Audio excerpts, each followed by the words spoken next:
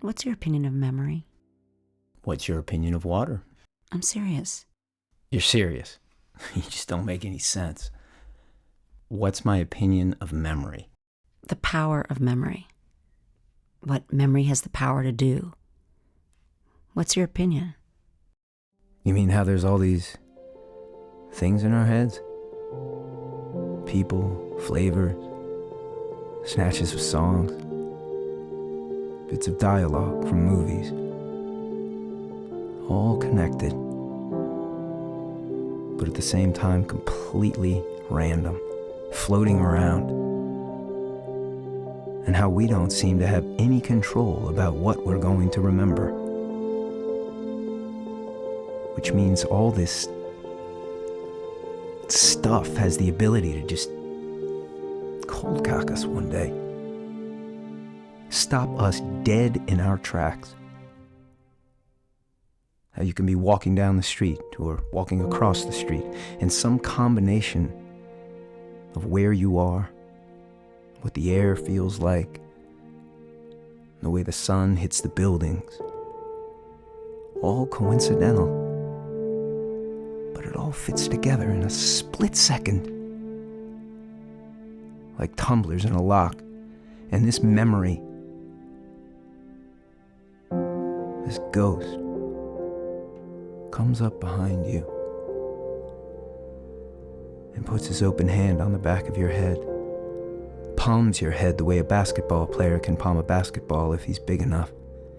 And you stop. You just stop in the middle of the street and start weeping. You mean that power? Is that the power you mean? No, I was thinking of something else. What? Suppose you were thinking about someone. Suppose you were thinking of a woman you haven't seen in a very long time. Suppose back then, back a very long time ago, there'd been something very intense between you. You had an affair with this woman. It wouldn't have had to be a long affair. It could have been a long affair, but it doesn't have to be a long affair. It could have been a short affair. And you could be thinking of a weekend during that short affair. Could be this one particular night during one weekend. You could be thinking of this one particular hour, this moment, and something like what you just described happens. Something summons the ghost, and the ghost comes up behind you, and you feel him touch the back of your head, and you stop. And maybe you do weep. You certainly shiver. You think, although think isn't the right word, it doesn't convey. You experience her eyes and her touch and her taste and her sleeping breath on your bare arm when she fell asleep next to you, and how you ruined it, how you did something incredibly stupid or selfish or too smart for your own good. And the knowledge that you screwed it up, that you went forward from that moment and ruined things, that's part of the memory too. All that fills you up.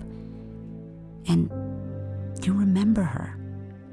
And you remember there was a time you felt desire. And she was what you desired.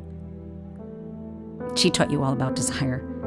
Taught you stuff it took you years to figure out, and you're still not sure about some of it. And you thought, this is a perfect moment. I'm always going to remember this. But you don't. You forget. Then long after she's gone, long after the desire is gone, and the whole idea of desire starts looking foolish and embarrassing, and you tell yourself it wasn't what it was. After all that, the ghost comes, and you remember the desire and what it felt to be overwhelmed.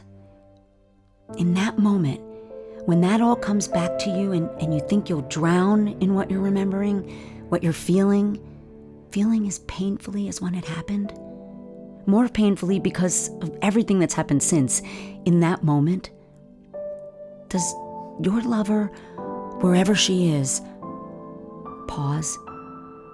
Does she stop?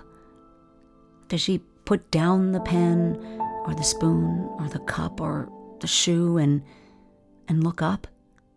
When you think of her, does she look up as if a ghost had touched the back of her head?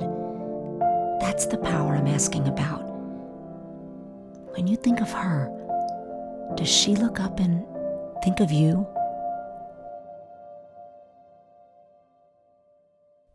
Yes.